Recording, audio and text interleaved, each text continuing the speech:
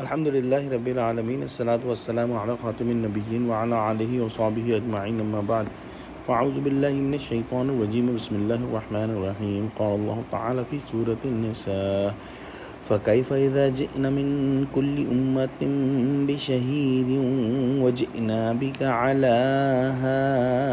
هؤلاء شهيدا۔ ترجمہ: بھلا اس دن کیا حال ہوگا جب ہم ہر امت میں سے احوال بتانے والے کو بلائیں گے اور تم کو ان لوگوں کا حال بتانے کو گواہ طلب کریں گے۔ اس آیت میں میدان آخرت کا ایک منظر بتایا ہے کہ قیامت کے دن انبیاء کرام علیہ السلام اپنی اپنی امتوں کے ساتھ آئیں گے اور ہر نبی اپنی امت کے بارے میں گواہی دے گا کہ یہ لوگ عقائد اور اعمال کے لحاظ سے کیسے تھے۔ ان لوگوں کی گواہیوں پر حضور صلی اللہ علیہ وآلہ وسلم گواہی دیں گے کہ یہ حضرات سچ فرما رہے ہیں اور ان کی گواہی صحیح ہے۔ سورہ بقرہ کے اندر ہم پڑھ چکے ہیں کہ حضرات انبیاء علیہ السلام کی امتیں جب منکر ہو جائیں گی اور کہیں گی کہ ہم کو کسی نے تبلیغ نہیں کی، تو امت محمدیہ جو ہے وہ حضرات انبیاء کرام علیہ السلام کے حق میں گواہی دے گی کہ واقعی ان حضرات نے تبلیغ کی تھی۔ پھر حضور صلی اللہ علیہ وسلم گواہی دیں گے کہ میری امت کی گواہی صحیح ہے اور یہ گواہی دینے کے لائق ہیں۔ حضرت عبداللہ بن مسعود رضی اللہ تعالیٰ عنہ سے مروی ہے کہ آپ صلی اللہ علیہ وسلم نے فرمایا کہ مجھے قرآن پڑھ کر سناؤ۔ میں نے عرض کیا آپ کے سامنے تلاوت کروں، حالانکہ آپ پر ہی تو نازل ہوا ہے۔ آپ صلی اللہ علیہ وسلم نے فرمایا کہ ہاں، میں اس بات کو پسند کرتا ہوں کہ کسی دوسرے سے سنوں۔ اس پر میں نے سورہ نساء پڑھنی شروع کی، یہاں تک کہ جب اس آیت پر پہنچا جو آج ہم نے تلاوت کی تو آپ صلی اللہ علیہ وسلم نے فرمایا بس کرو۔ میں نے جو نظر اٹھا کر دیکھا تو آپ کی آنکھوں مبارک میں آنسو جاری تھے، اور اس کی وجہ سمجھ میں آتی ہے کہ اس آیت کے اندر بیان ہوا ہے کہ محمد صلی اللہ علیہ وسلم کو اور تمام انبیاء کو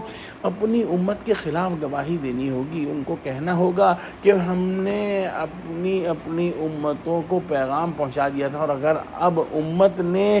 دین کا رستہ چھوڑ دیا ہے تو ان کے نبی ان کے خلاف شہادت دیں گے، اور یہ مقام کسی بھی نبی کے لیے نہایت مشکل ہوگا۔ اور یہی وجہ تھی کہ حضور صلی اللہ علیہ وسلم اس آیت پر آ کر آبدیدہ ہو گئے۔ اس بات کو سمجھنا ہے کہ نبی کریم صلی اللہ علیہ وآلہ وسلم کی شفاعت کے ہم جو ہیں وہ متمنی ہیں، لیکن ہم کو آپ صلی اللہ علیہ وسلم کی شفاعت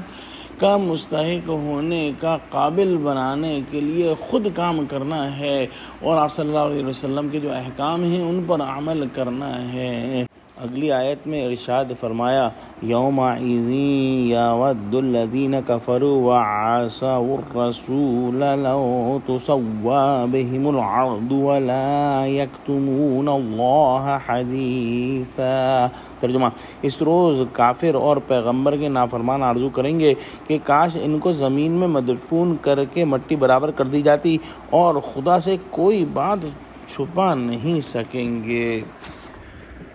ہم نے پچھلی آیت میں پڑھا کہ جس دن کی گواہی کا ذکر ہے اس دن کی مصیبت اور شدت اور بدحالی اس آیت میں بیان کی جا رہی ہے، اور فرمایا کہ جس دن یہ گواہیاں ہوں گی اس دن کفار اور وہ لوگ جنہوں نے رسولوں کی نافرمانی کی اس بات کی تمنا کریں گے کہ ہائے کاش ہم آج کے دن دفن کر دیے جاتے اور زمین کا پیوند بنا دیے جاتے، اور جس عذاب اور مصیبت میں مبتلا ہیں اس سے رہائی ہو جاتی،